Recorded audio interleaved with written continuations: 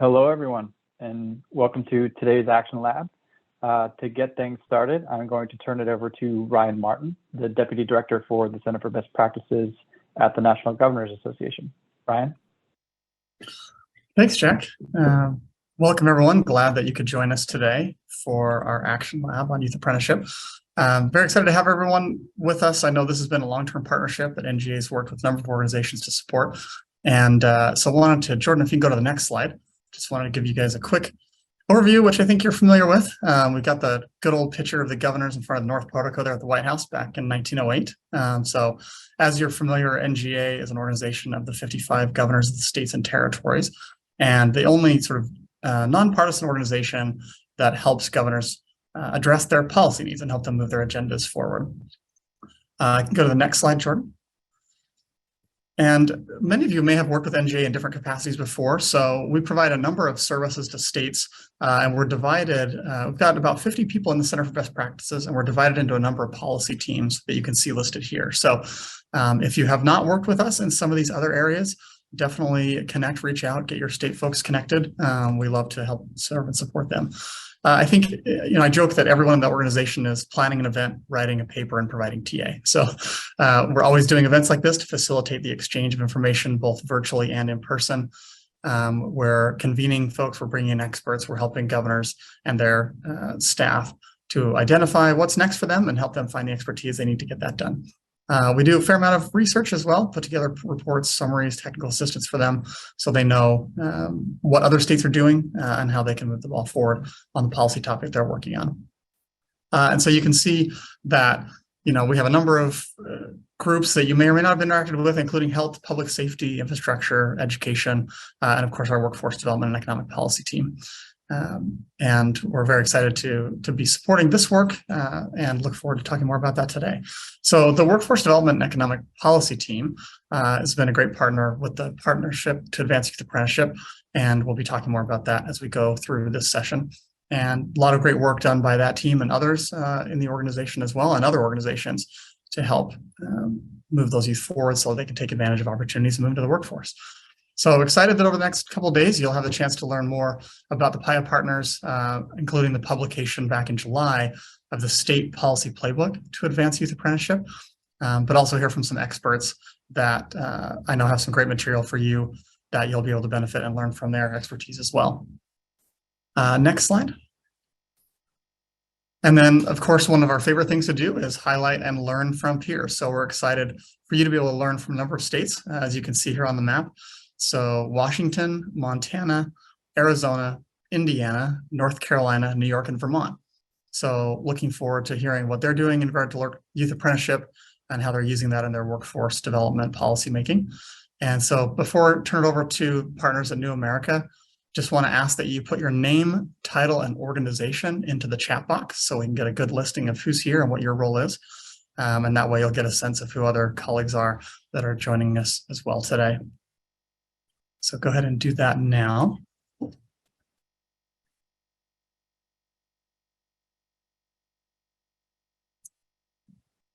Great. Well, excited to have Taylor White, who's the National Director, the Partnership to Advance Youth Apprenticeship, and Senior Policy Advisor for K-12 Education and Workforce at New America. And I will turn it over to her and let her take it from here. All right. Good morning, everybody. Before I really dive in, I just want to say thank you to Ryan and Jordan and Jack and Rachel, who's not here today at NGA, for all of the work that's gone into putting this event together. As Ryan mentioned, partnership is really at the heart of the initiative that I lead, which I'll tell you about in a second. And we're really fortunate to have the expertise and the networks and the just great collaboration of organizations like NGA and some of the other partners that you will meet this week. For everybody on the line today that work across government, workforce development, education, you know that it really does take a whole lot of cross-sector partnership to make the magic happen. And so we're just really grateful to everybody who has made our journey possible and makes it possible for us to host events like this. So I am Taylor White. I'm the National Director of something called the Partnership to Advance Youth Apprenticeship at New America. I have a little spiel that I am going to give to you today about PIA and New America. But before I dig into that, I just wanted to recognize really quickly some of my colleagues who are on the line who you'll be hearing from over the next couple of days. Lowell Tesfaye will have a chance to talk to you a little bit later about funding for youth apprenticeship. I think my colleague Mike Preble is on the line. He's doing a lot of work right now in some of the states that you're in, supporting our grantees and network members. And I'm scrolling up to see if anyone else is on the line from New America. But we have a great team, and I hope you have a chance to meet everybody that we're bringing here today and tomorrow as well. Please know that you can follow up with us. We're eager to get your feedback and stay in touch. So for folks moderating the session, am I good to pull up slides and chat? All right, just making sure. So here is what I want to talk to you about. So, all right. So really briefly, just who are we and where are we coming from? New America is a nonprofit, nonpartisan think tank based in Washington, D.C. We are, as an organization, dedicated to renewing the promise of America by confronting the challenges caused by rapid technological and social change. We work across a number of issue areas. The center that we all are a part of, where PIA sits, is the Center for Education and Labor. And our team within CELNA really is focused on strengthening the linkages between education and economic mobility. We work in education policy, we work in labor, we work in workforce development. And a lot of the magic happens, as I mentioned a moment ago, really at the intersection of those worlds. And we feel strongly that apprenticeship and youth apprenticeship is a great example of that. So just some context setting very briefly. At CELNA, we spend a lot of time thinking about jobs, good jobs, and education that leads to them, among other things. And so several years ago, as we were looking specifically at young adults, we observed a lot of patterns happening nationally in the aggregate, and certainly in a lot of the states that you're from, that the path to economic security for young adults has become harder and harder to navigate. There are many reasons for this, but a couple of the big ones that seem to be prominent in a lot of communities, even before the pandemic, college costs have continued to rise. And for many people, the sort of break-even point on one's investment in a bachelor's degree, that break-even point is coming later and later in a career, which for a lot of folks makes the decision to invest in college a harder decision to make. And that's made even more true when the opportunity cost increases. So that's a confusing landscape for a lot of young people. The number of students enrolling in college has increased steadily over the last several decades, but the completion rate has not necessarily kept pace with that. So we have a lot of young people who are starting college, leaving college without credentials or degrees, and as a result have a lot of debt. Structural changes in the economy have made it more difficult for young people to start their careers. I'm sure if you look at the labor market data in many of your states, teens work much less now than they did 20, 30, 40 years ago. So many young people in Gen Z won't have their first work experience until their 20s. And so that delayed labor market entry has implications for young people's long-term economic success. We also have seen an increase in evidence that underemployment is really persistent for young adults, and this has become worse since the Great Recession in 2008. And so that we know that for young people, it takes a lot longer to reach a level of economic stability and security than it has in prior generations. So if you look to the right here on this graph, one of the things that this is showing us is that young workers, it takes a lot longer now for young workers, 81 to 85 is that blue line. So we're really talking about people who are younger than that. But there's good reason to believe that this pattern continues and has gotten continually worse for the current generation of young people. So it takes a lot longer for folks to land a good job. And so at New America, we're doing a lot of thinking about that and exploring options and ways that we might address and solve that problem, particularly for young people who face persistent inequities in the labor market in our education systems. And so from a lot of our considerations on these topics, the Partnership to Advance Youth Apprenticeship was born. We feel strongly that youth apprenticeship can be a promising equity strategy to help young people transition successfully into adulthood. So PIA as an initiative we launched in 2018. We work to support states and cities in their efforts to expand high quality youth apprenticeship opportunities. We do this through a number of strategies that we've kind of summarized here on the slide, and I'm going to talk about each of these in greater detail in just a moment. But suffice to say that there are many ways that we are working in the states that you are in, and many ways like this Policy Action Lab that we are trying to help build the capacity of folks doing this work across the country. And that includes both program focus and implementation focus, but also creating the environments where high quality youth apprenticeship programs can thrive through policy and systems alignment efforts. We do this work with a number of partners.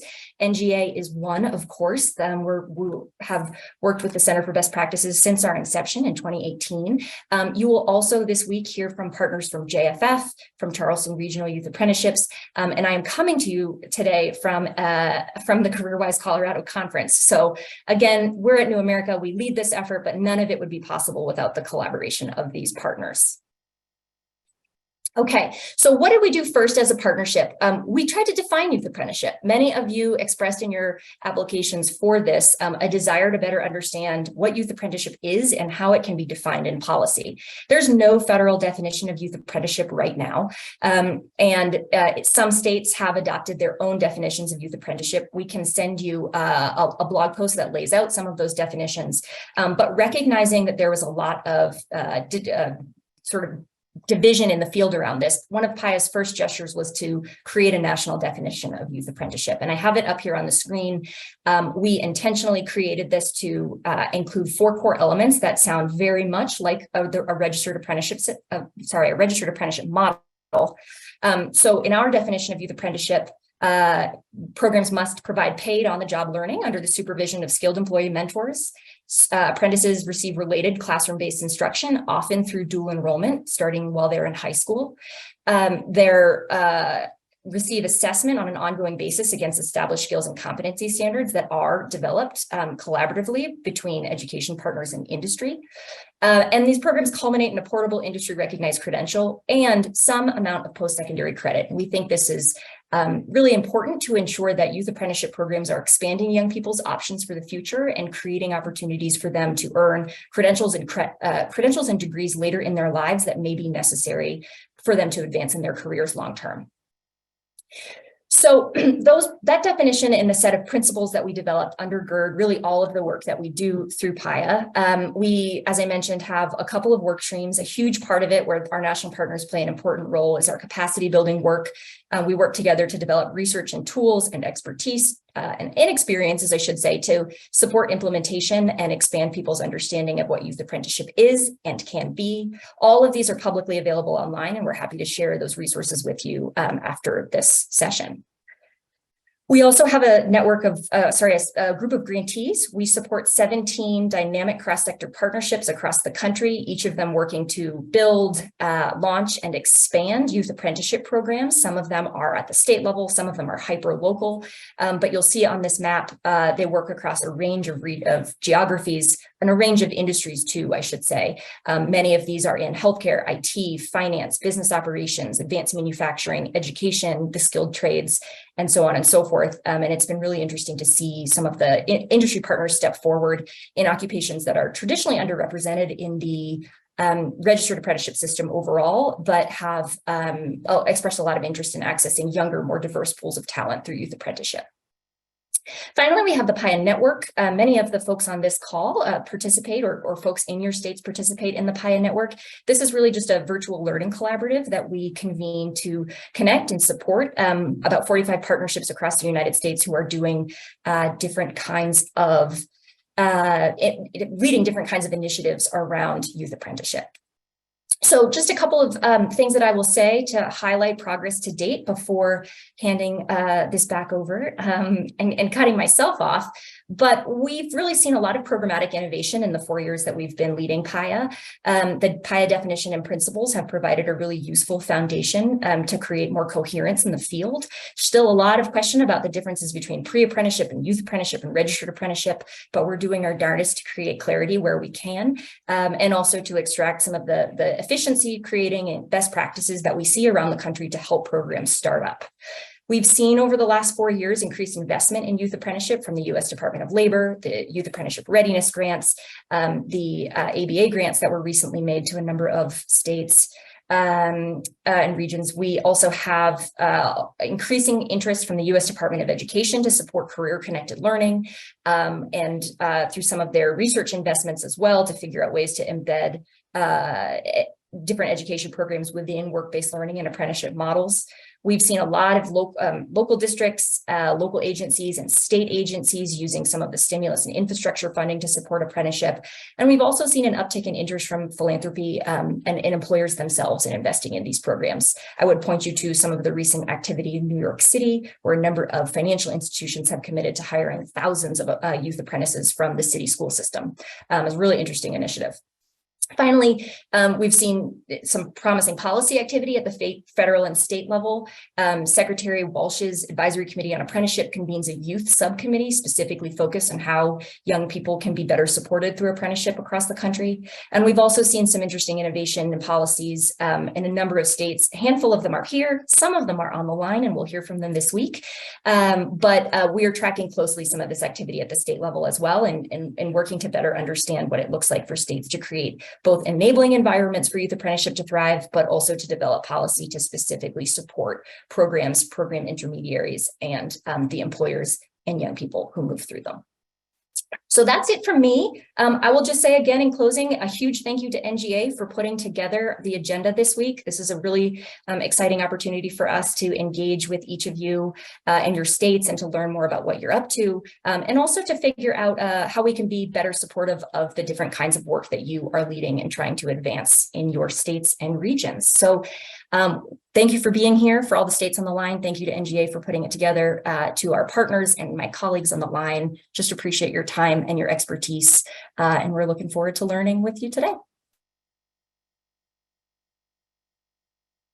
And I think it's back to Jack. Perfect. Yes, thank you, Taylor. Any questions for Taylor about PIA or all things that she just covered here in the kickoff before we move forward? I do have a question for Taylor, and it's probably an unfair question. Hi, Stephanie Bothan from Ascend, Indiana. Thanks for having us today. Taylor, what's your sense of that subcommittee actually publishing a formal definition on a youth apprenticeship separate from the registered apprenticeship definition? Like, what's the pulse on if that's going to happen? I know that's what they're working on. I know they're talking about that actively, but I don't know if you have a pulse on the timing or kind of how that process is going. Yeah, I don't have a great pulse on timing. I will tell you that. We do know that there is some legislative activity at the moment trying to figure out how to define youth apprenticeship. Many of you, well, I say this, many of you probably weren't following the development of the National Apprenticeship Act a couple of years ago.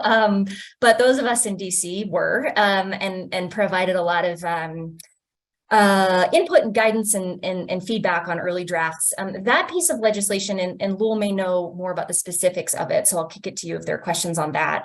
But that included some design parameters that would have more clearly created sort of a program model that was similar to registered apprenticeship, but had some differences in it. So one example would be the sort of linkage to the education system and post-secondary credit. That bill passed in the House, but not the Senate. Yep, and is stalled, so it has not moved forward. The sort of what we are hearing right now from the Hill is that there is some interest in creating a bill that just says in no uncertain terms that youth apprenticeship is registered apprenticeship, and that there is not distinguishing features across the two. There's a lot of good reason to clarify the distinctions between pre-apprenticeship and youth apprenticeship and registered apprenticeship.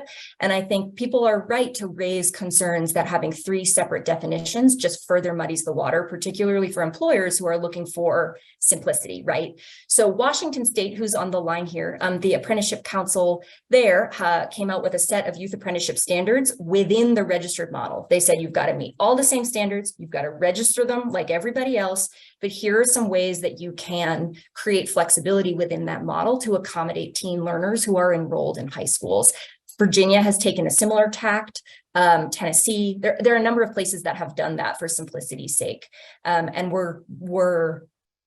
we see a similar direction in DC. I think, we could have a conversation about the sort of pros and cons of that approach. I think from an implementation perspective, it makes a lot of sense. I mean, we don't need to overcomplicate this, but we do know from states that when a lot of state apprenticeship agencies will say to us, we just can't, it doesn't work. The registered model doesn't work with high school age students. And some of that is states that lean particularly heavily on time-based apprenticeship have a much harder time because young people just, their schedules don't necessarily allow for you to hit the 2,000 hours, for you to hit the RTI requirements. And so as competency and hybrid models grow, I think folks are seeing more and more room for these models to work, but it's a bit slow going. And I don't know that a federal definition is necessary, frankly, to create that clarity. I think guidance, even some regulatory action could help, but certainly an official definition adopted by the federal government would be helpful. But what adoption means and how it happens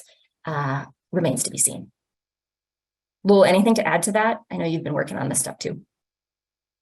No, I think you captured it perfectly, Taylor. Happy to answer any questions though. Can I ask a follow-up question? Yeah, thank you. Hi, Taylor. Nice to see you. I am wondering, in your definition, I saw you say portable industry credential or industry recognized credential. And sometimes that becomes just a big bugaboo challenge of what is that? And there's a million credentials, as you know. So do you know of any great work being done nationally on sort of trying to sort that? Or is it right now in Washington State, we really look at it, we validate with industry. We just sort of say, is this a credential you hire from? And if they say yes, then we say, good, then it's valuable. But I'm curious, it comes up from time to time. Do you know of a good resource for that? So I want to both very much acknowledge the truth in that statement. There are some states where their industry recognized credential list is 30,000 credentials long, which doesn't necessarily give you a whole lot of faith and quality, right? But I do think there are states that are doing some interesting work in this area. I'll name a few, but our NGA folks and some of my New America colleagues may actually have a more expansive list in their minds. I was recently with a group in Alabama that's done some really interesting things around defining the sort of credentials of value and also aligning their workforce system and incentives within it to ensure that the programs are heading towards those. Those have things like wages, growth opportunity, a number of factors that are built into that calculation. And that was really interesting to see. Colorado has also done some work to revisit their industry recognized credentials and credentials of value lists. I think it's, the problem is that those lists often become too easy to land on and too hard to sort of police. And there are a lot of very powerful constituencies that, have credentials that they want on there. So it is challenging.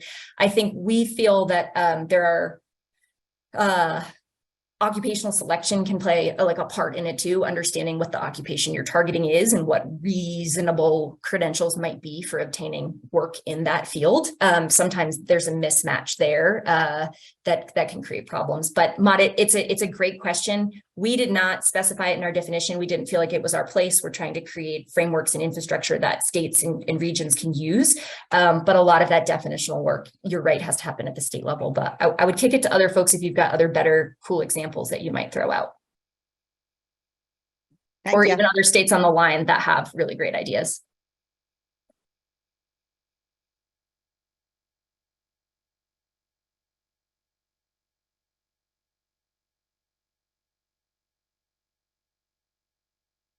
Nothing for me on that, but seeing something from Sarah in the chat box. And then I know that Jordan will kind of provide some state examples later in today's programming. Other questions for Taylor?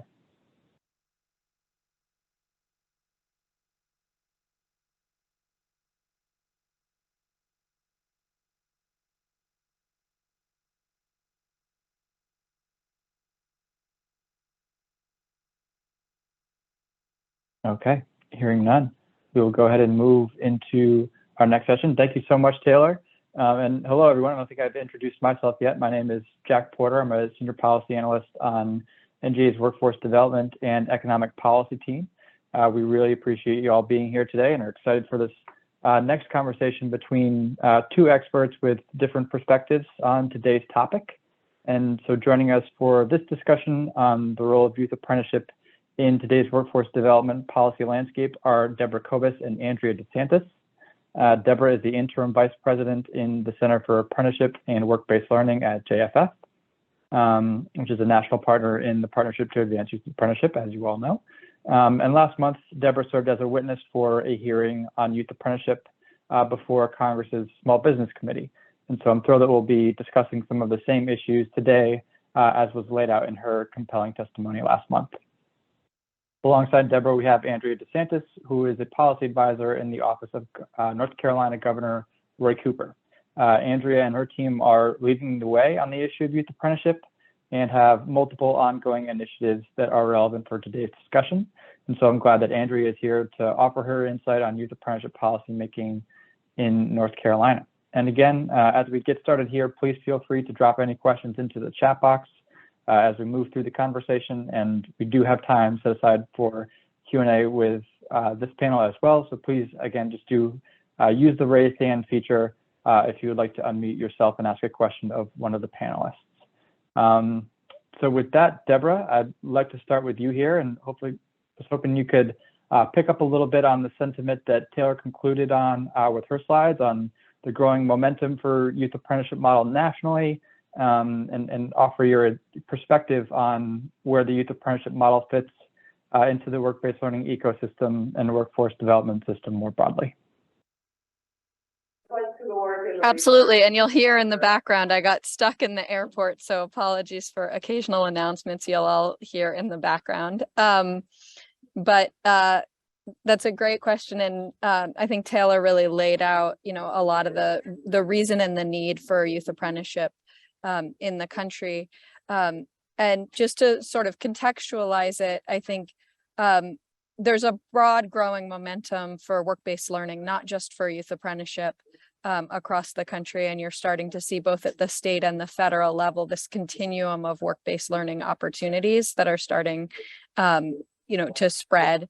And that really provides a lot of benefits. There's a pedagogy behind the work-based learning to really think about how to connect what people are learning in the classroom to really having an application in the workforce, and being a motivator as well as a way of learning.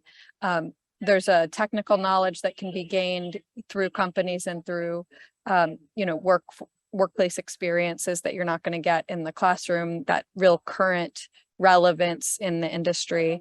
And then there are a lot of career benefits, not just the exposure to the world of work, but also a chance to build an actual professional network, to really understand what kinds of workplaces you'd be interested in working in throughout your career, and developing employability skills like teamwork, reliability, communication.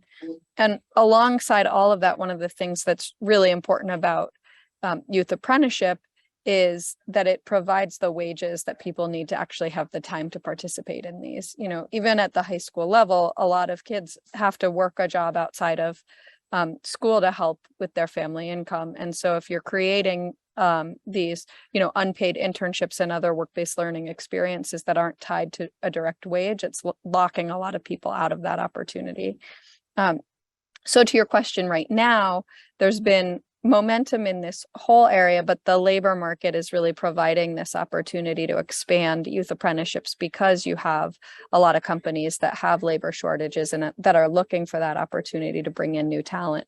And so they can afford to explore models that they wouldn't have in the past, including youth apprenticeship, to really bring students into the workforce. And, it opens up opportunity to youth who can both build that wage and also not lock themselves out of the opportunities that come with continued learning. So a lot of the youth apprenticeship model is also extending people into post-secondary learning opportunities. So they're building the type of work that is also going to help them in an economy that's really reliant on post-secondary education and training. And then I think just in terms of the overall momentum that you were asking about, a couple of things just to note here, and then I'll turn it back to you. One is that we really have seen that growth. JFF just released a report looking at all the individual level data for registered apprenticeship programs. And we've seen that the number of 16 to 24-year-olds, whether they're in school or out of school, in registered apprenticeship has doubled from 2010 to 2020. And so while the whole registered apprenticeship system is growing, there is much more growth among youth. So there's a lot of interest in youth and youth engaging in the apprenticeship system. And then there's also been the growth in programs that are designed specifically for youth. And this, at this point, is a little bit more anecdotal. I think PIA's done a good job of documenting, obviously, all of the programs that are affiliated with PIA.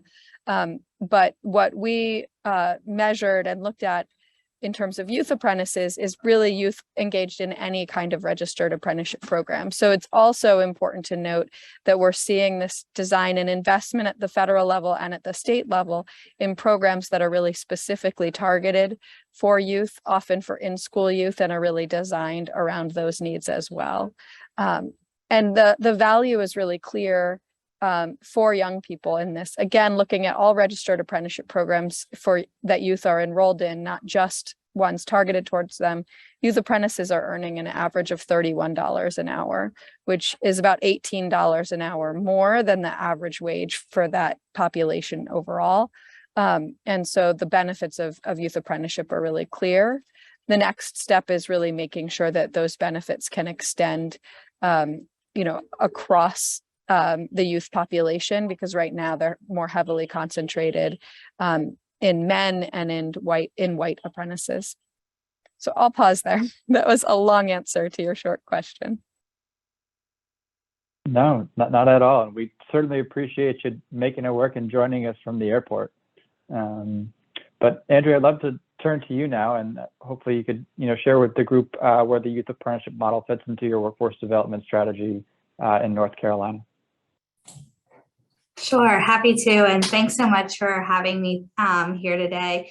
Really, really delighted to share what we're doing in North Carolina, and definitely want to thank my colleagues. Many of them are on the line today, but from organizations like our Department of Public Instruction, community colleges, Apprenticeship NC, some of our state agencies, North Carolina Business Committee for Education, all of whom have been working on this for a long time and really before I got on the scene here. So just want to call that out, that this has been some longstanding work happening in North Carolina, and there's really been a commitment, I would say, across these sectors to make sure that youth apprenticeship is an essential part of our strategy. I think Deborah highlighted a nice point, right, that youth apprenticeship has been growing, but we're certainly at this stage when it comes to workforce development that employers have such great need that they're willing to really think creatively about who it is that they're engaging in workforce opportunities. And really in North Carolina, we want to take advantage of that right now.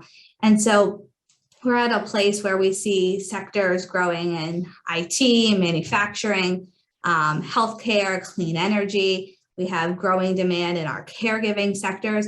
And so we're starting to think deeply about how can we create broader opportunity for youth apprenticeship across the state, making sure that those opportunities are really accessible to all North Carolinians, but also targeting our work in communities that have been historically unserved and underserved in the state, making sure that our underrepresented populations have greater access to these programs, which I think Taylor highlighted on, that could really be life-changing and promote economic mobility for individuals and their families. So I'd say for us, it's an essential part of our strategy, and we're really fortunate that we have a number of policy, programmatic, and sort of people assets that have allowed that to happen. Just want to highlight on the people front, we've been a part of the PIA network since 2019, and that has really helped to pull together these cross-sector partnerships. We've benefited greatly from the funding and from the connections, and being able to have those partnerships across our state agencies and then also at the local level has allowed us to think creatively about the opportunities for youth apprenticeship here. I think in terms of policy, we've also set up a structure in the state where we're thoughtfully in using our Perkins and CTE funding. We have about, in pre-pandemic times, had our K-12 students earning about 275,000 credentials each year. Of course, some of that's dropped since the pandemic, and we know that that credentials piece, and I thought that was a great question earlier, is part of this conversation. How do we make sure that our youth apprenticeships are aligned with getting industry recognized credentials that are going to move students forward? We don't want to just earn credentials for the sake of earning credentials, but making sure that those are thoughtfully a part of our programs. We're also fortunate that we have a really phenomenal dual enrollment program in the state, which allows high school students to take courses tuition free at any of our 58 community colleges. And so being able to pull the dual enrollment into any of our registered apprenticeship programs and making sure that that education requirement, if needed, can be fulfilled at a community college, and that students are able to do that free of charge. We're also fortunate in the most recent budget signed by Governor Cooper, biennium budget, that the legislator put forth about $12 million to support apprenticeships in rural communities in the state and for small businesses. And they targeted this specifically at individuals who are 16 to 25. And so now we're really seeing that direct investment for youth or a group of students while they're in high school, and moving them forward as they get into adulthood and being able to take advantage of those opportunities. So I think, to sum it up, youth apprenticeship is essential to our strategy, and I'm happy to share more about some of the programs that have been created across both statewide and then locally, and some of the innovation there. But we're thankful for the partnerships, both at the national level with PIA and NGA, and then really thankful to all of the work that's happening on the ground to make sure that students and their families are able to access these opportunities.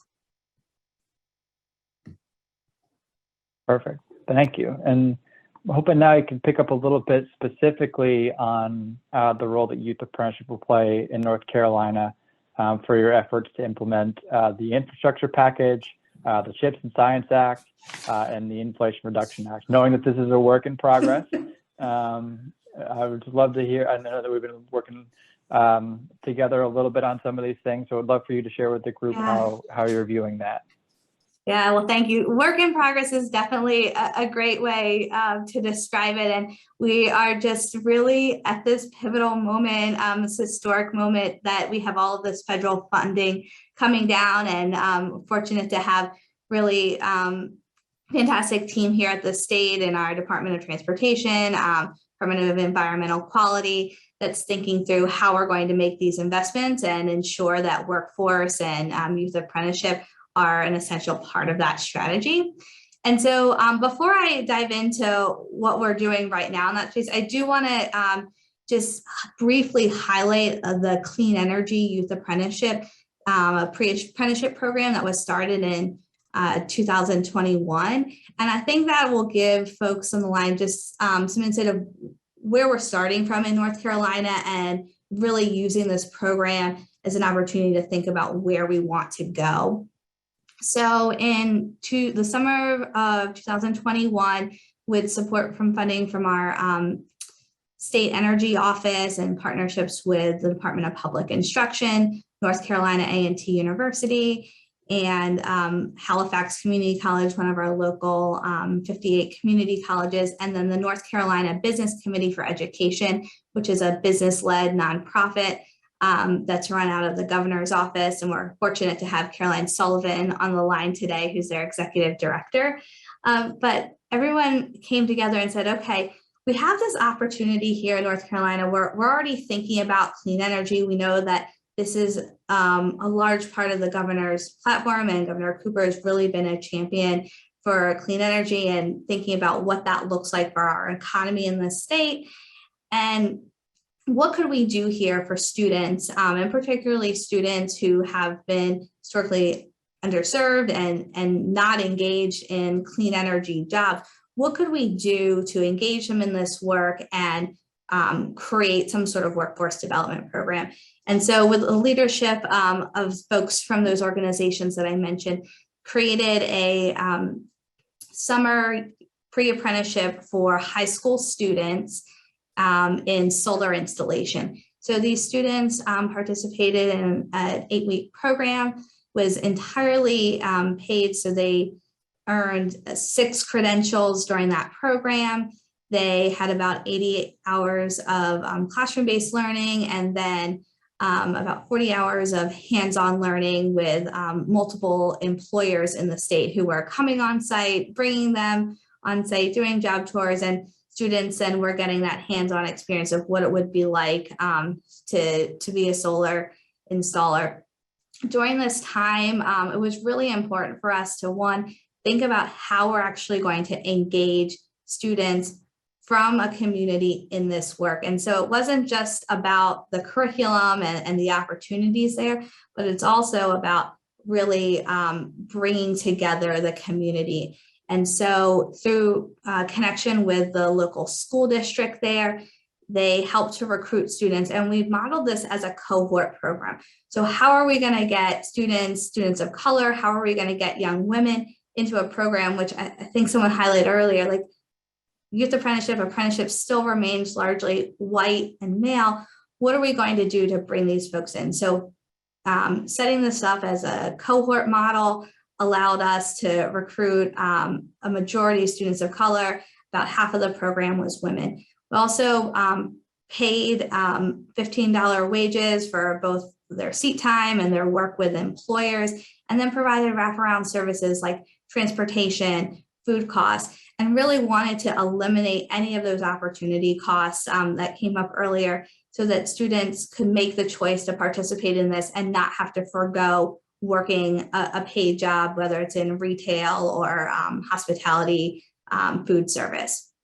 So that program started with 15 students in 2021, it's now up to 30 students in 2022. And that program was really the impetus for the development of the Steps for Growth grant, which is a large grant program that was recently funded by the Good Jobs Challenge out of North Carolina A&T. So now we're taking that summer model in solar, and we're going to scale that up in multiple other clean energy sectors like grid and battery storage, and then also move this into further workforce development programs also for adults in the state. And so we're starting here, I think, with a really strong base, lots of partners who are interested in the work, and some models that have really shown us the importance of wraparound services, of connecting with families for these opportunities. And so now as we think about the investments coming from IIJA, IRA, and CHIPS, we want to take that model and plug it in to other sectors. And so really thankful to NGA and allowing us to be part of your transportation cohort. I have many of our team members on the line here from our Department of Transportation. And so we're thinking now, how do we build out apprenticeships for youth, starting with youth in transportation, both coming into DOT, but also then providing a pathway for DOT's contractors so that this is something that they can pick up and say, okay, we want to do this. And in some cases, we know we're going to have to, or there's a benefit for us having labor that's coming from apprentices. So we really want to make this as accessible as we can. And we're ready. We're also learning as we go and looking forward to seeing what other states do. This will start hopefully this summer with a career accelerator that the Department of Transportation is going to do with some of our local school districts using some of their ESSER funds, which will still determining the structure of this, but we feel like we want to just go, let's try something now. We're going to learn, and then as we learn more about which occupations we want to go into, which pots of money make the most sense to fund, we'll continue to grow these opportunities. So not that we figured it all out, Jack, but certainly learning and looking forward to growing based on what we've done in the past few years. Perfect. Thank you. So before opening it up for questions for the group, Deborah, I'd like to turn back to you on the topic of youth apprenticeships role in IIJA, CHIPS, and IRA implementation. And so, as you know, and as you detailed to the House Small Business Committee last month, these new federal programs will be aiming to create jobs, but perhaps critically for this group, they don't have a designated role or support mechanism for state workforce systems. And so that said, I would love for you to offer any advice you might have for state workforce policymakers as they look to include youth apprenticeship as a part of their implementation strategy of these new federal programs. Yeah, absolutely. So I think that Good Jobs Challenge example is a really strong one because it looks sort of like the best of how a program design could look on the local and state level in terms of mirroring what's happening at the federal level. So, at the federal level through the Good Jobs Initiative and cross-agency MOUs, you've seen partnerships that are really linking all of these different agencies and funding streams to workforce strategies, to job quality strategies, and to equity strategies. And apprenticeship is one of the models that's being promoted through those federal efforts. And there's a lot of potential through these three acts. It's not just a lot of money flowing where we know jobs will be required, but there is this explicit addition of having workforce plans and equity plans at the proposal stage and really having grantees think, or applicants think through what their design strategies would be. And so there's this opportunity to really take advantage of that. A lot of these dollars that are flowing, historically have not had those kinds of expectations and provisions in them. There's unevenness in terms of whether, how much that's actually being scored towards awarding the grants, but at least you're getting some of this opportunity to do some design work up front. The challenge is that a lot of these applicants haven't ever thought about this stuff before. And so they don't necessarily know where to look. They don't know, not only how to do it, but who to even begin to partner with to come up with a strategy. And so there's this real risk that a lot of plans will happen at the application phase, making commitments that are missing a lot of strong opportunities. And youth apprenticeship, I think, is a really good example of that, where it's for many state and local agencies, as well as companies that are applying for funds, not a strategy that they might even be aware of and thinking of including. So one example that I was thinking about at the proposal stage, and they just announced the awardees, is $2.8 billion that went through the Infrastructure Act to battery manufacturing and recycling companies. It's 21 companies that got almost $3 billion. They had a 20-page equity plan that they had to write in. And the proposal stage, when you look at the awards, there's sort of, here's a few sentences about the community benefits. But those were private companies that were applying. And so they really might not be tied into the workforce agencies, at this point. And so I think this is an opportunity. It's sort of, sorry about this. Hopefully you can hear me. It's not a clean answer, but I think that state workforce agencies have to be a lot more proactive about looking at the funding that's like not funding they would usually look at, not funding that would usually touch them, not even just funding that goes to their, parallel agencies and public partners, but really what's the money flowing at all levels, and really map that to the industry and the opportunities in their state to start at the very early phase when funding announcements are released, to really seek out who potential applicants are and help them in their strategic design. That will help bring more dollars into their states because you're setting up more successful awards, and it'll help ensure that that money is really put to good use. I think in addition to that, and that'll also ensure that priorities like youth apprenticeship get considered, right? In addition to that, I think there are a few things that state agencies can do to start setting the groundwork for youth apprenticeship to be successful as the money does start to flow in. So one of the things that, I'm sure everyone on this call has heard many times is concerns from companies about liability for having minors work, in the workplace, or for having youth apprentices, on site. a lot of times that's perception more than actual policy. And so how can state workforce agencies really start to get the word out and have clarity around what the liability and insurance realities are, how companies can really be prepared to start doing some of that myth busting in advance. And as part of that, that's also then a way to educate about why you should care about that and what the opportunities are with youth apprenticeship and who you can engage.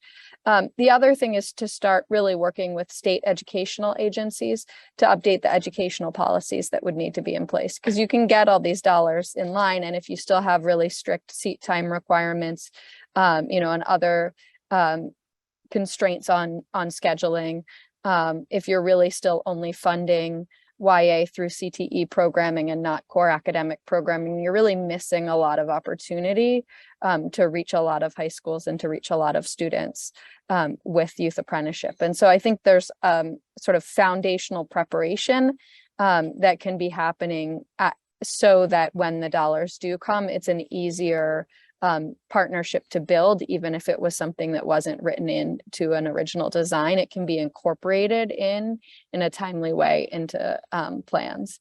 And then also, I think really supporting intermediaries at the state and local levels, intermediaries of all sorts, but including chambers of commerce, industry associations, and others that businesses are really used to working with. So you can start to aggregate that employer interest. You can really show how there are ways to reduce the perceived and real burden of, paperwork and tracking. You can let employers really focus on where their skills are. And you can have these intermediaries that can also be keeping an eye on all of these different opportunities and figuring out how different federal funding that's flowing down can work together towards a larger program. And so that, again, is something that can happen both before funding comes in, and then that sets up key partners and potential applicants to actually directly pursue the funding. And then the final thing I'll say is, which I think is something that Andrea also featured, is just this focus on equity. What are the designs that we can really be supporting to make sure that, data collection processes are in place? When you're looking at a state level of what kind of outcomes you're looking for, it's not just about who you're enrolling and enrolling more diverse populations, but it's what are the wage expectations for programs that'll have state support? How are you tracking and reducing completion gaps? Are you making sure that funding is going to go towards things like supportive services, or it's at least braided with supportive services funding that's coming through, WIOA and other existing opportunities? How can you build in mentorship opportunities? And all of those elements of program design that we know are really critical for advancing equity. From the start, those can be both built into youth apprenticeship program designs and built in consideration with the existing workforce structures that a state offers. And so it's not all reliant just upon these few acts that will, ultimately expire.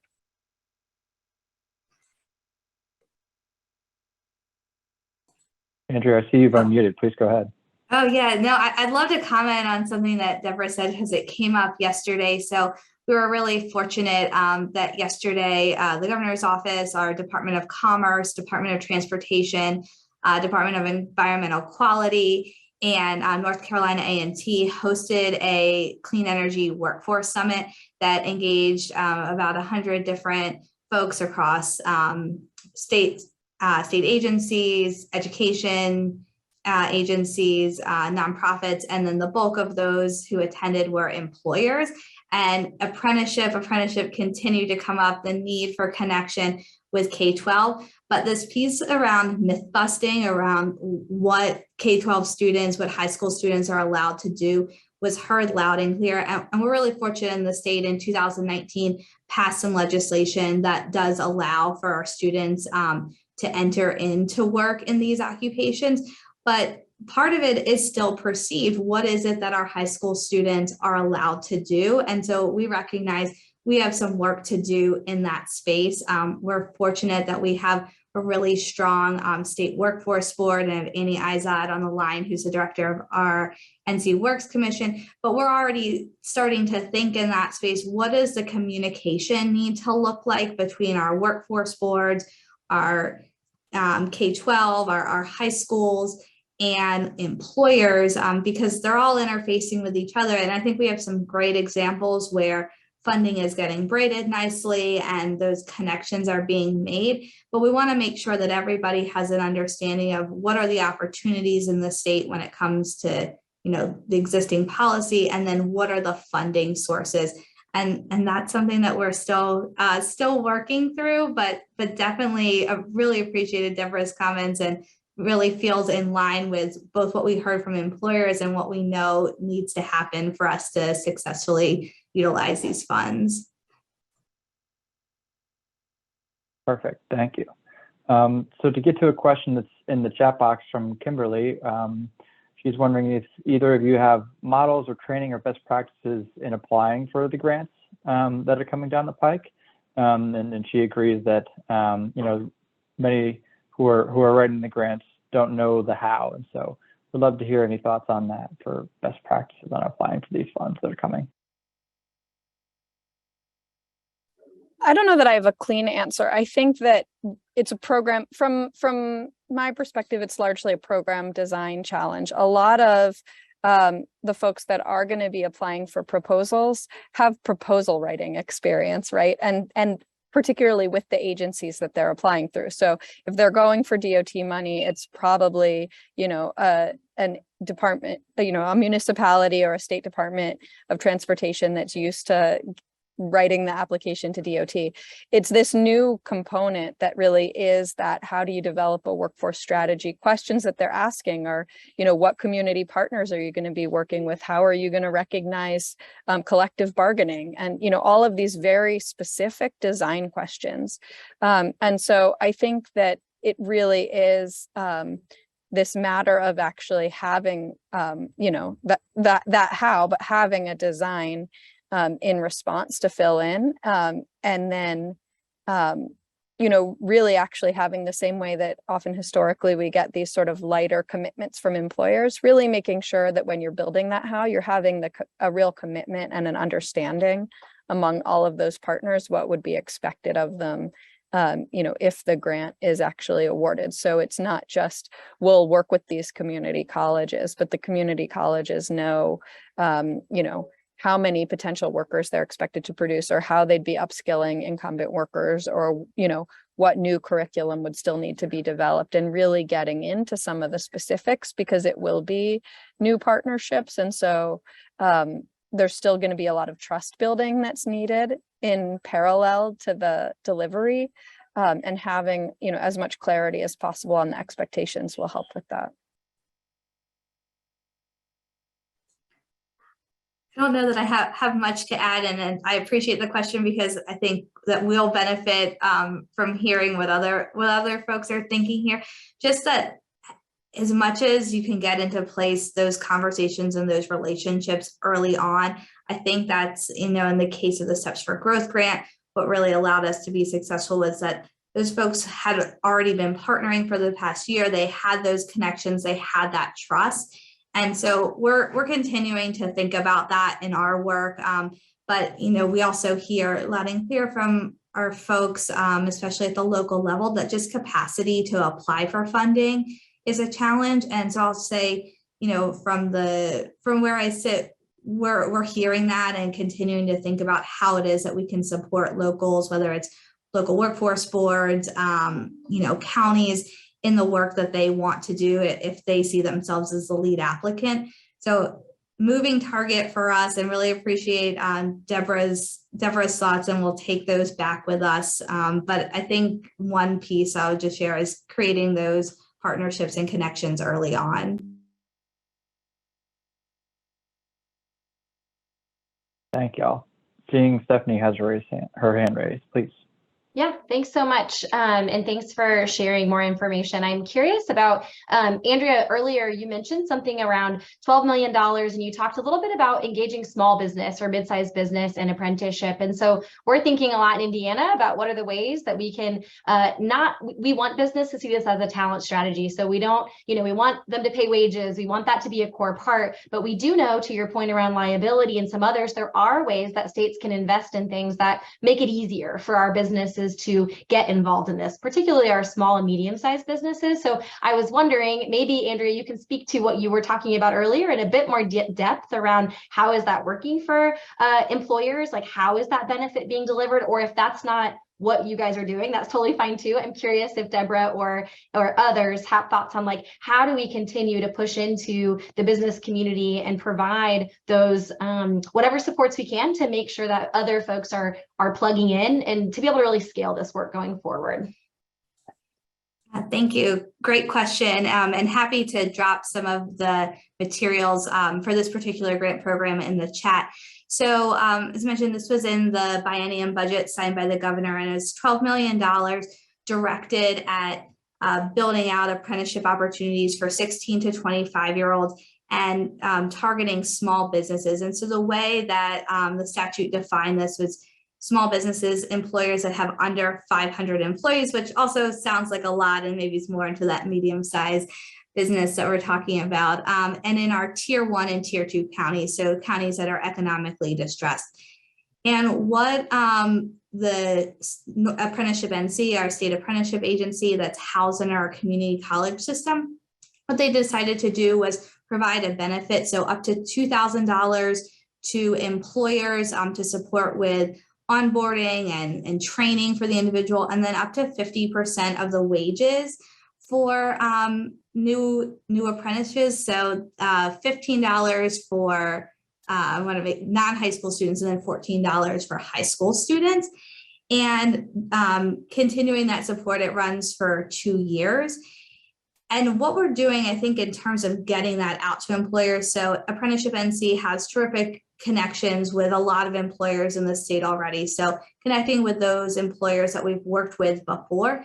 But then because we have a community college system that's 58 community colleges, really thoughtfully distributed across the state, every North Carolinian's within 30 minutes of one, which also means employers are really close, directing money through community colleges and having them use their employer connections to reach out on the ground and pull those businesses in and say, we have the money to support this, and we also have the students that we can help connect you with. So a lot of it is locally driven to pull folks in, but then Apprenticeship NC really thoughtfully thinking about the design of the program and supporting community colleges on the ground as they write these programs, and in some cases serve as the sponsors.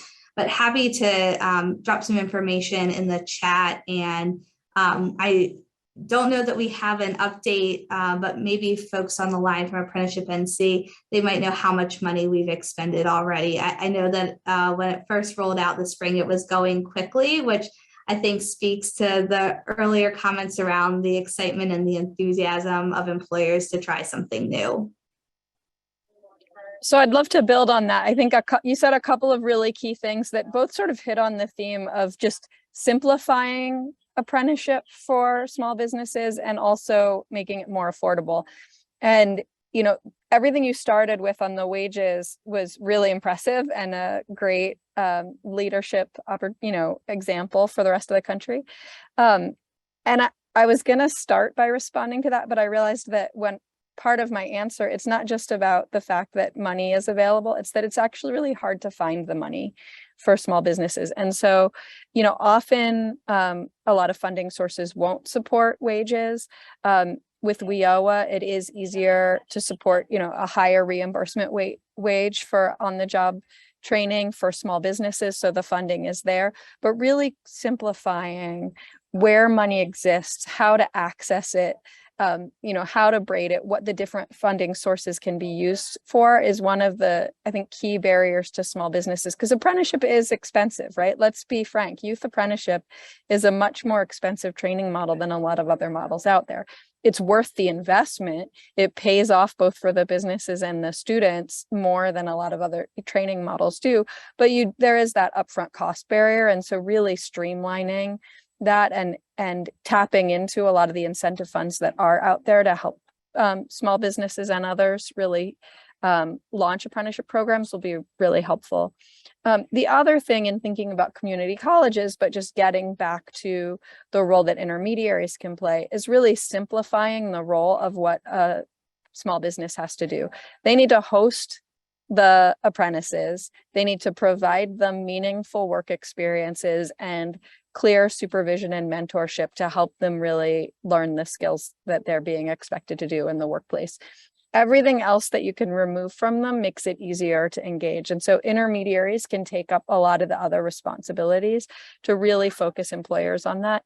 And then small businesses also just don't have the same scale of youth apprentices that are needed.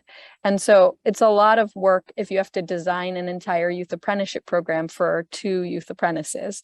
And, to find which community college or which high school has programs of study that align with what their needs are. So again, turning to the intermediary to aggregate that need and really build up the learning cohorts and the cohorts of apprentices, to pursue sector strategies where you're really actually seeing you also don't want to design a whole program around a small business that's not necessarily reflective of the broader needs in the labor market, right? So really using intermediaries to aggregate the local skills and competencies that are needed for a particular occupation or industry can really help youth apprenticeship be part of a broader sector strategy that supports that whole business ecosystem.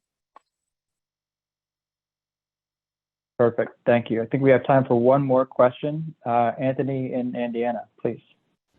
So I think this will be relatively short, but Deborah, you mentioned earlier the idea of using academic funding to support youth apprenticeship programs rather than just your CTE funding. And I was wondering if you could provide an example of maybe like what that would look like, or even maybe how some states are trying to work through that. I probably should have an answer to that, and I don't have a good example on hand. I could follow up with that, and then it's also possible actually that New America or NGA or others on the call might have an example as well of a state that's done that well. I think Delaware has broadened their youth apprenticeship out beyond CTE, more to core programming, but I'd need to get back to you on some information of what that's looked like and what enabled that change.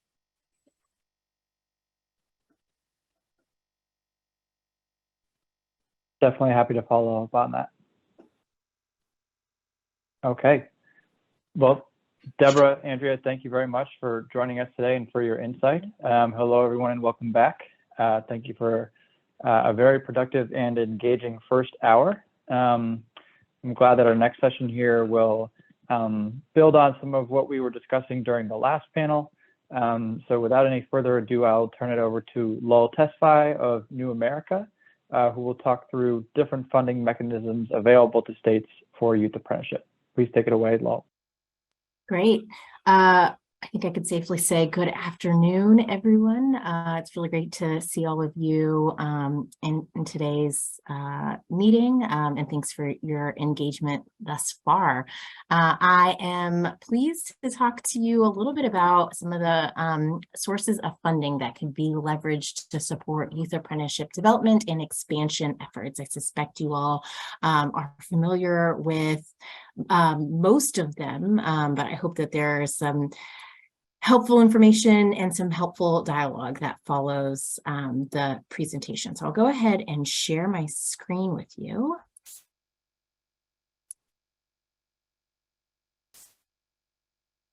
Can you all see my screen? We can. We got it. Excellent. All right. So I'm going to talk kind of generally about the different elements of funding that really contribute to the public workforce system. But I will spend most of this presentation talking about the Workforce Innovation and Opportunity Act, since it is the largest source of federal funding for workforce training. And it also establishes state and local structures for coordinating many of the other programs that could be used to support education, training services, and employment supports. So in addition to WIOA, there's the Perkins Career and Technical Education Act, Perkins 5, which I know has been mentioned already, which supports CTE programming at the secondary and post-secondary level, and has been it's a small but helpful source of funding to support everything from program development to professional development for teachers, to purchasing equipment and other materials for CTE coursework. There's also the Higher Education Act, through which there is Pell Grant funding that could be used for the related technical instruction of apprenticeship programs, although, you know, it's certainly a goal that the related technical instruction is covered by other sources, because Pell is such a valuable resource for students in their lifetime. But there's also the Federal Work Study Program, which could be used to support the development of partnerships with employers and payment of wages for off-campus jobs, although that's not terribly common. And then there's also funding through TANF. There's funding through SNAP to support workforce training, although it's not really a training funding source that is leveraged a lot for young people. It's generally used for adults. But then there are also discretionary grant opportunities. So for several years now, since 2015, there have been increasing appropriations for registered apprenticeship programs, including registered youth apprenticeship programs. And there's also been some support for pre-apprenticeships to registered apprenticeships through those strands. We've also seen funding for community college programs that really foster collaborations with employers and industry partners as part of the Strengthening Community College Training Grant, which is kind of a reimagining of the TACT program that first came about after the Great Recession.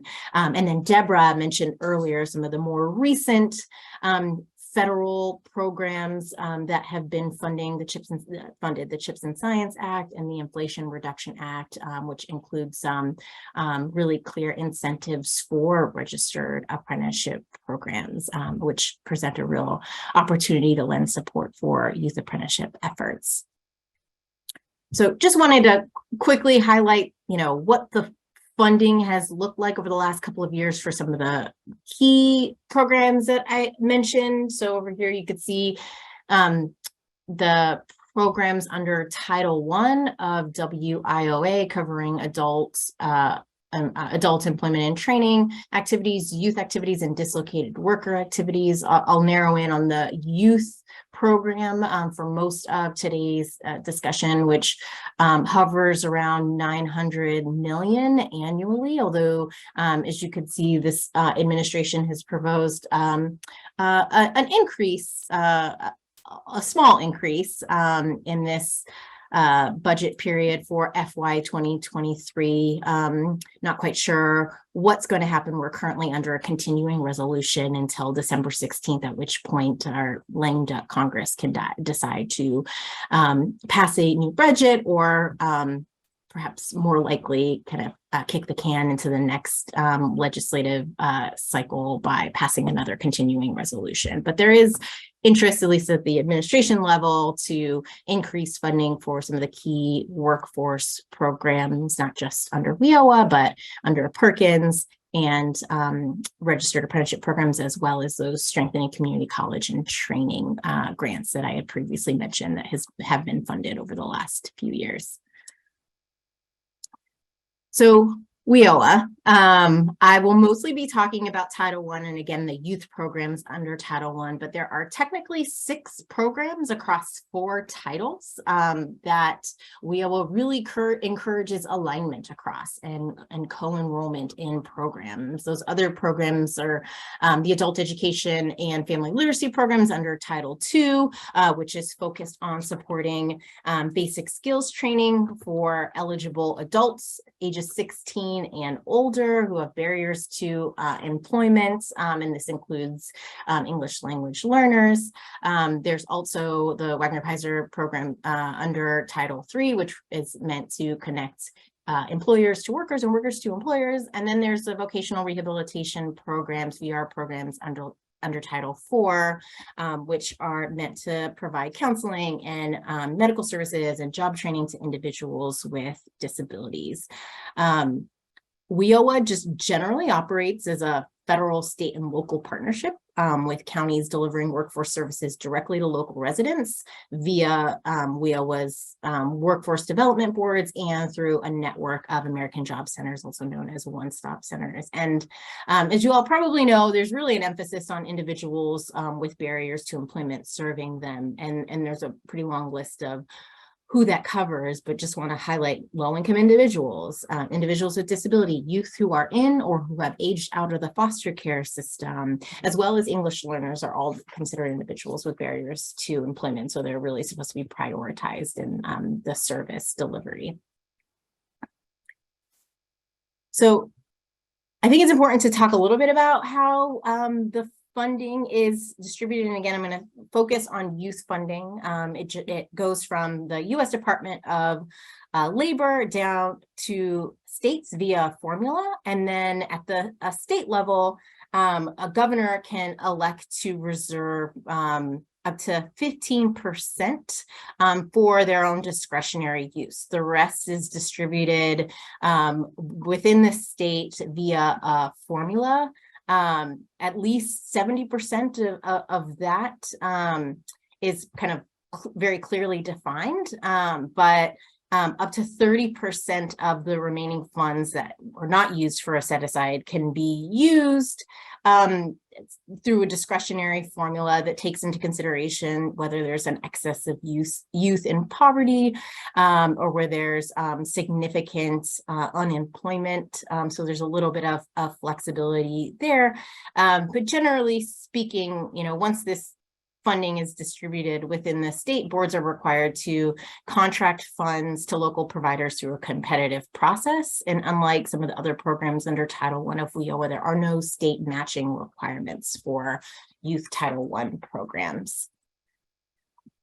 The youth program under Title I is really meant to support comprehensive delivery of youth services for out-of-school youth and in-school youth. I'll talk a little bit more about how those two groups are defined, to prepare youth for employment and post-secondary educational opportunities to help them build skills and attain credentials and really advance in their career. 75% of the funds must go to out-of-school youth, and this is really key. At least 20% of the funds must be used to support paid or unpaid work experiences. And this is kind of an element that could be leveraged to really support youth apprenticeship at the local level. One thing there are a couple of requirements for the WIOA youth funds. So for one, there must be an assessment conducted for youth participants to really identify appropriate services and career pathways for participants and inform an individual service strategy that really identifies a youth's education and career goals, as well as, what sort of supports will be offered to help youth obtain those goals. There's also some provisions around providing case management for youth participants, which can include a number of things, including supporting regular contact with a youth's employer, helping youth address work-related problems that might arise. And then there are also provisions around providing support services during program participation, as well as follow-up services that the local board is really responsible for identifying and supporting.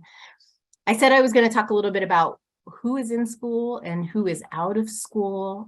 Just very quickly, in school youth are those who are attending school between the ages of 14 and 21, who are low income, and then fall within one or more of the categories that you see listed here. I'll definitely be sure to share the slides so that you don't need to be jotting this down.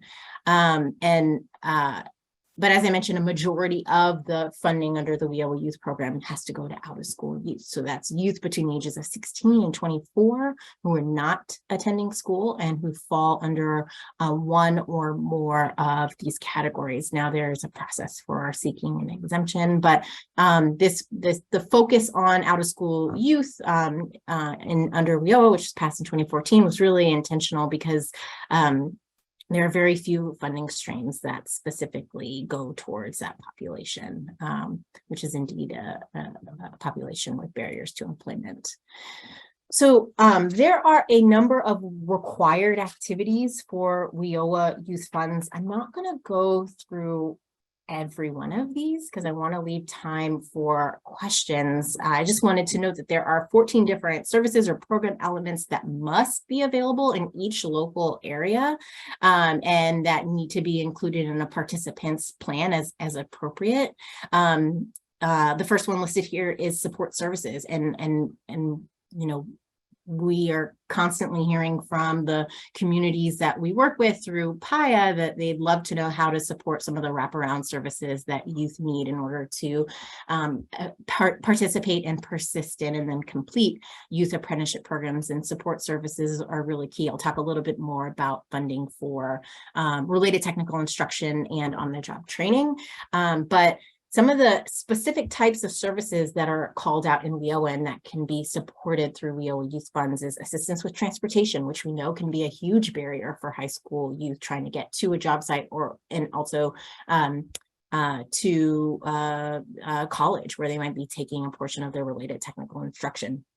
Assistance with work-related supplies and materials are also noted. Another required activity that I want to highlight, and I mentioned a little bit before, is this paid and unpaid work experiences. So WIOA defines work experience as a planned, structured learning experience that takes place in a workplace for a limited amount of time. It can include a pre-apprenticeship, and it can take place at a for-profit employer, a nonprofit employer, or even a public sector employer. And the things that could be supported under this element include wages and stipends for participation in work experience, staff time that's needed to identify and develop a work experience opportunity, and just generally working with employers. So it's a really valuable funding source that could be leveraged. I said I was going to talk a little bit about support for related technical instruction. A really important element under WIOA is individual training accounts, which is essentially a training voucher that goes to the, it's tied to the individual to help them pay for training. Now, not everyone can receive an individual training account, but out-of-school youth can. And so this could be another valuable funding source. The amount and availability of individual training accounts really varies by local area. And in order for an individual training account to be used or applied to a training program, that training program must be on the eligible training provider list that the state maintains. We'll talk a little bit more about that in a second, but they're really intended to be used in coordination with other sources of funding like Pell Grants and scholarships and things of that nature. Now, really quickly, the eligible training provider list is really the list of approved training programs within a state. How programs get on that list is really based on data on their completion, their employment outcomes, their earning outcomes, their credential attainment outcomes, as well as kind of their costs and affordability. And as I mentioned, individual training accounts can only go to pay for programs that are on that list. And then the last thing I'll highlight is just resources for on-the-job training, and Deborah actually kind of mentioned this earlier. Local boards can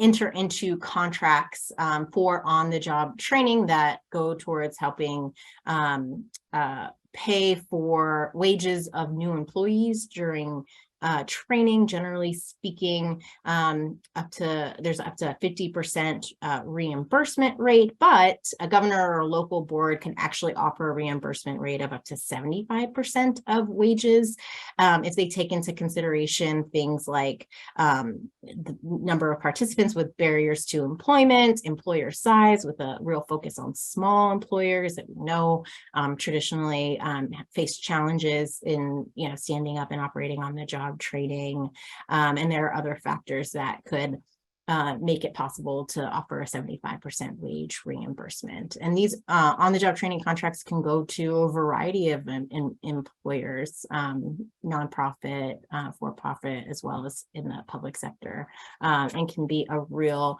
helpful resource in minimizing some of the costs associated with standing up a youth apprenticeship program. So I know we only have 2 minutes left, but I do want to pause and open it up to any questions that folks might have. And I'm actually going to stop sharing my screen so we can see each other.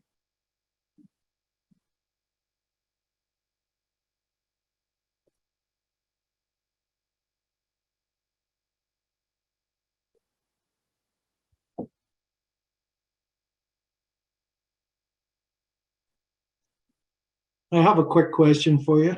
Yeah, please. Well, I'm asking, do you have any programs that have utilized the funding for WIOA for youth apprenticeships? And do you have any records of anybody using the OJT funds to create apprenticeships or to pay for entry levels into apprenticeships?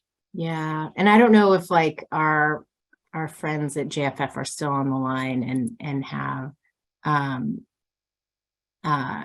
some examples. I believe in King County, they're trying to use WIOA funds to support their youth apprenticeship work. I'm sure there are also folks in the room who have examples that they want to highlight.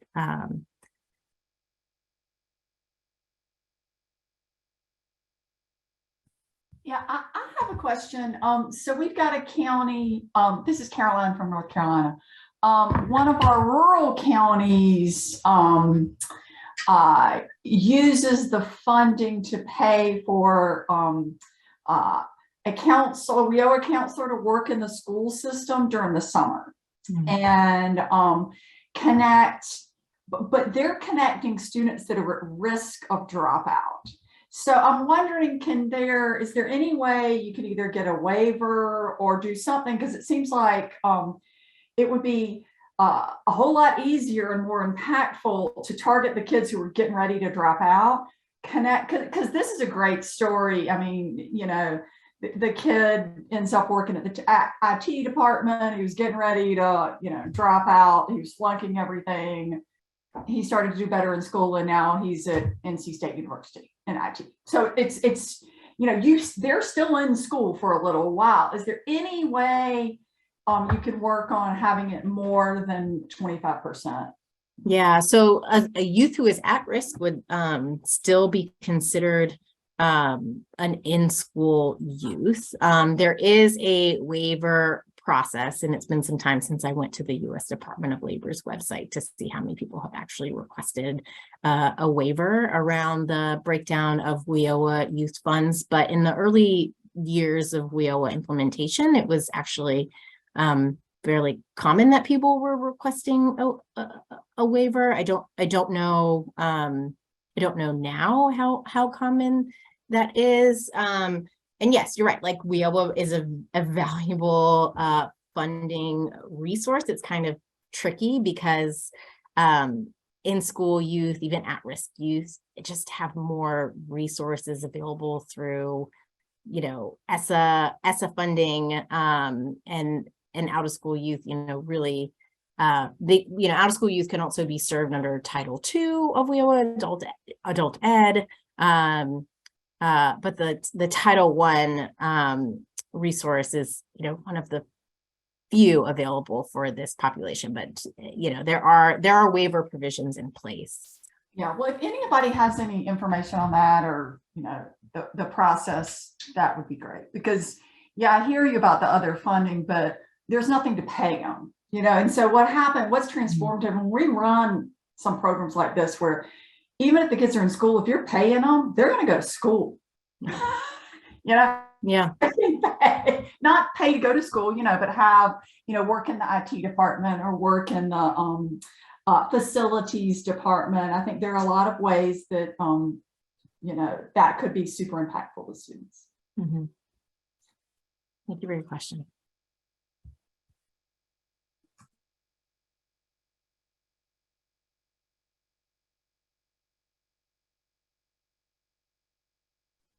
Lola, I see we have one in the chat from Jay asking, could schools use 21C after school funds to pay older students to work in paraeducation or teacher aid registered apprenticeships after school with younger students?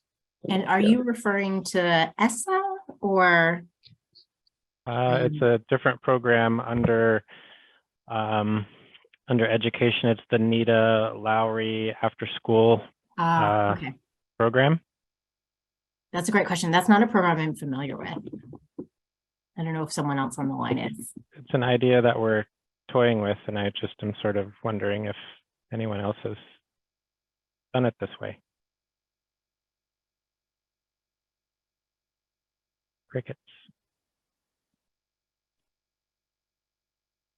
This is Taylor. I'll come off mute just real quick on this one. I don't know about that particular funding stream, but we can send you some information of organizations that are basically devoted entirely to thinking about how to use federal and state funds to support apprenticeship for educators and future educators. So they might have more specific info on that. And I do know that a couple of the pilot models that they've supported and registered with the U.S. Department of Labor are utilizing WIOA funds for participants.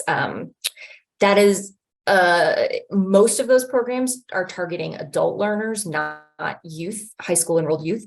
But I suspect that they're accumulating lots of answers and information on these specific models, because teachers and paras fall into a little bit of a special bucket in some ways for a host of reasons, because of the lots of different funding around their related instruction and educational attainment stuff. So happy to include that. We can maybe send that to the NGA folks and or directly to you if you're interested. Okay, thank you. Yeah.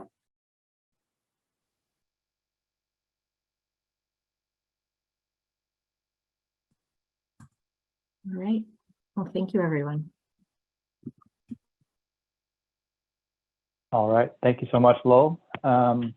We'll now hear from my colleague here at NGA, Jordan Meringue, who is going to cover the practices highlighted in NGA's Youth Apprenticeship Playbook, a publication for which he was the lead author. Please take it away, Jordan.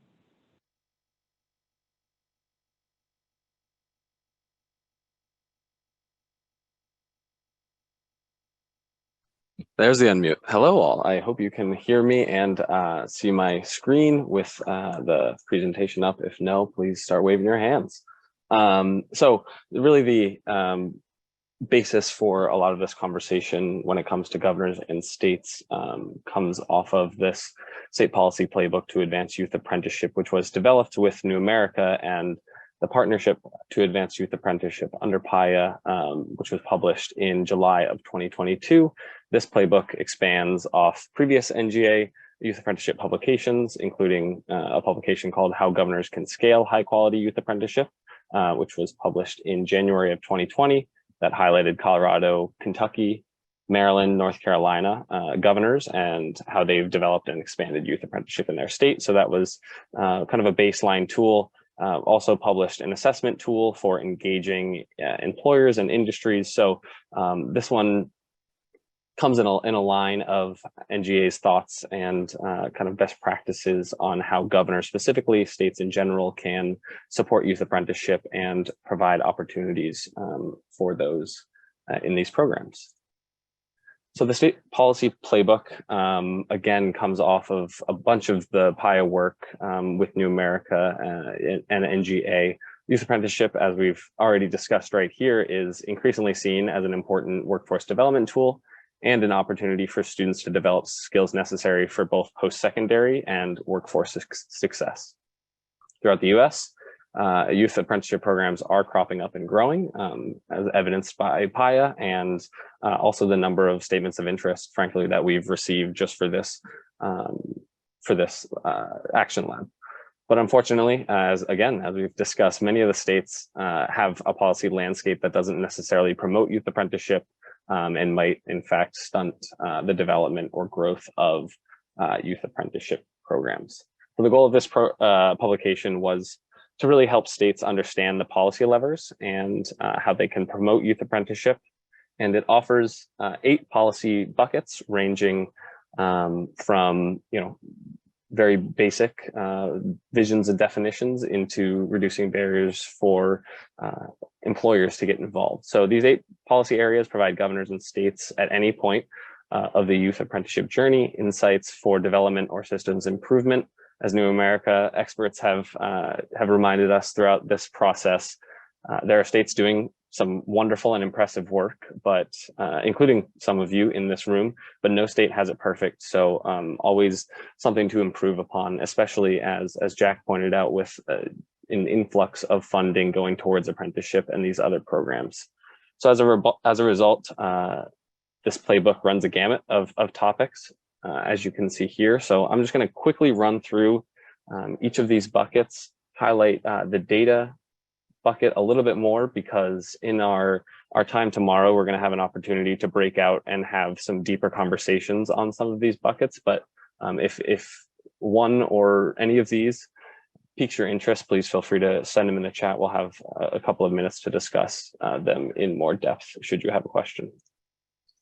So with any state program, I think it is quite important, and at least a goal of all of ours, to have a statewide vision and definitions for what this all means, one to us, but also to our stakeholders. So setting that vision can provide assurances to your variety of stakeholders, be it employers, intermediaries, educators, students. It can also provide guidance for program goals to these programs, as well as benchmarks for stakeholders when analyzing what success will look like in the future as these get rolled off the ground.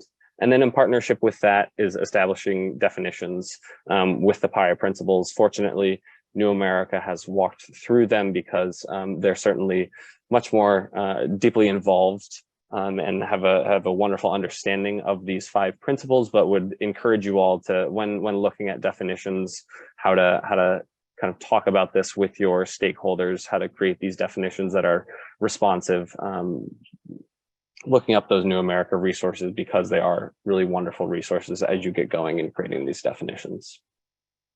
Off of that is establishing a governance structure.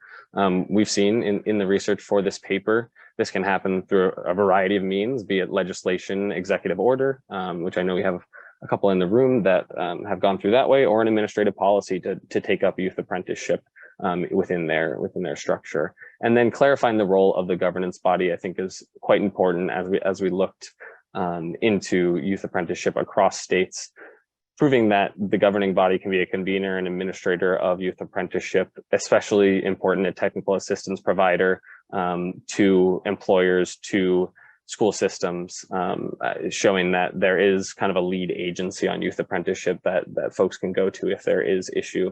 And then being that quality assessment monitoring body that continually improves. I think, the PIA principles and New America's kind of leadership in this shows that quality assessment is extraordinarily important if youth are going to be getting everything out of this that they should be. And then lastly, being a cheerleader goes to the importance of kind of breaking down past ideas of what youth apprenticeship is, what it means, why you can't get into it as an employer, as a school. So being that cheerleader, quite important as well. And then so fun to talk about is improving the systems alignment. Really, in our opinion, youth apprenticeship falls at the intersection of secondary education, post-secondary education, economic and workforce development.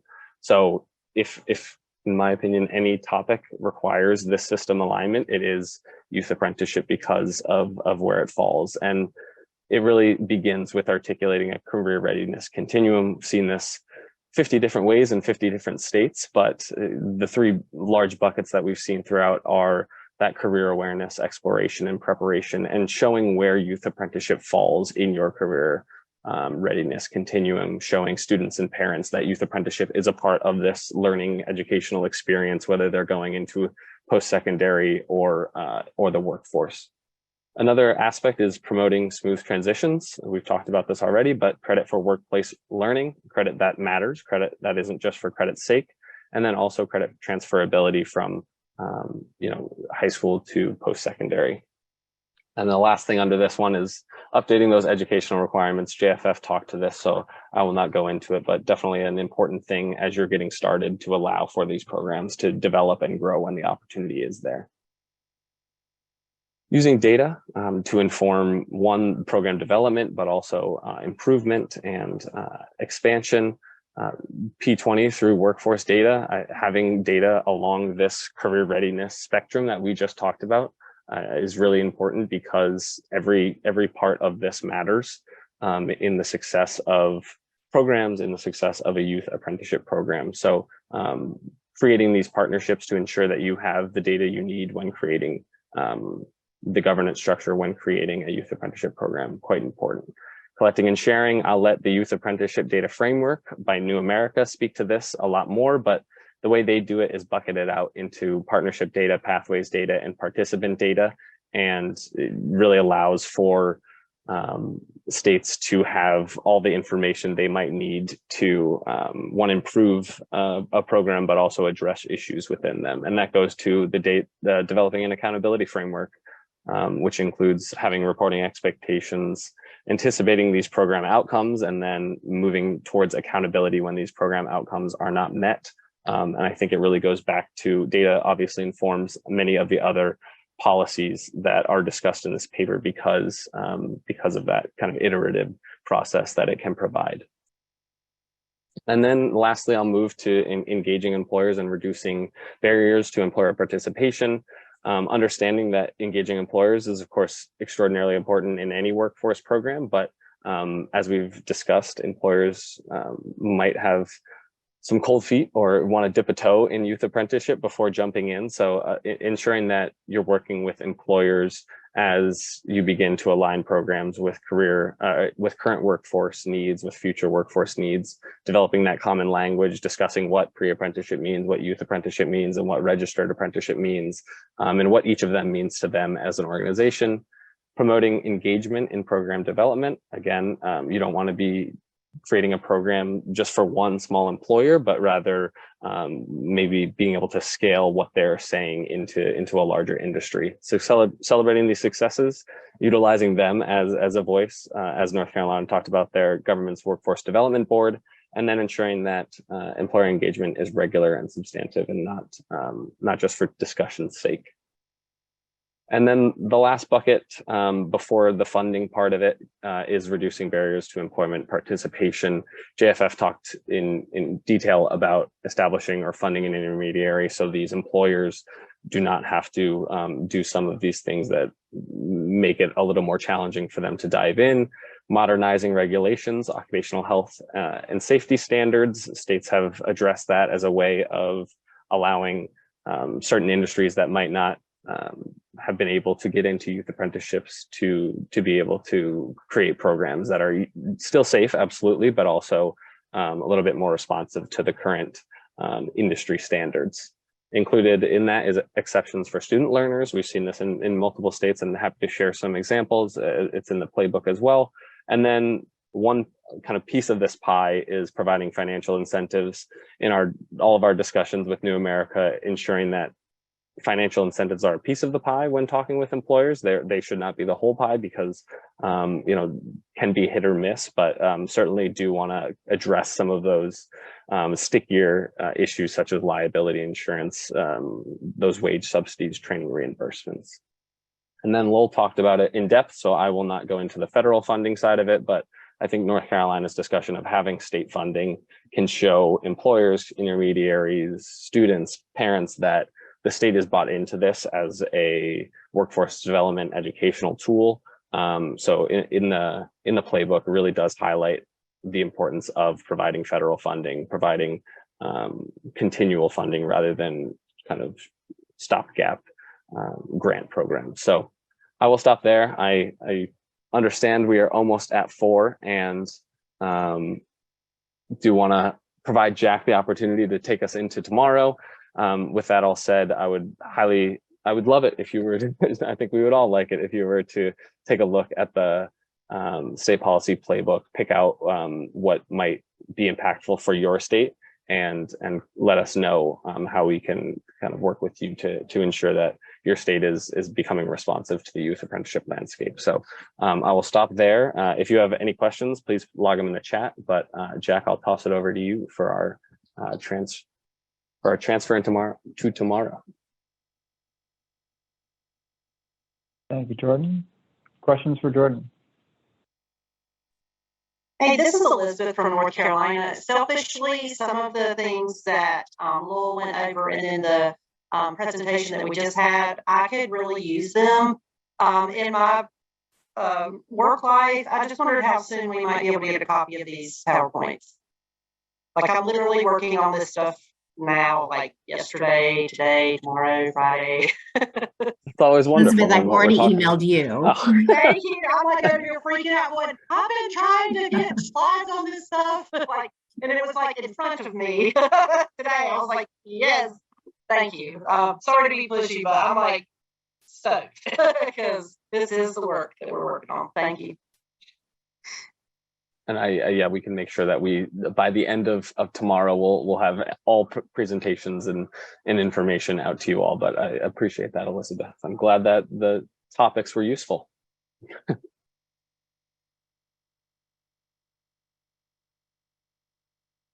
We'll get that out ASAP. Any final questions for Jordan? Okay, seeing we have 1 minute left, just wanted to thank you all on the line again for joining us today. We've got a few things to follow up on coming out of today's discussion, and so we'll look forward to connecting with you all on those items soon.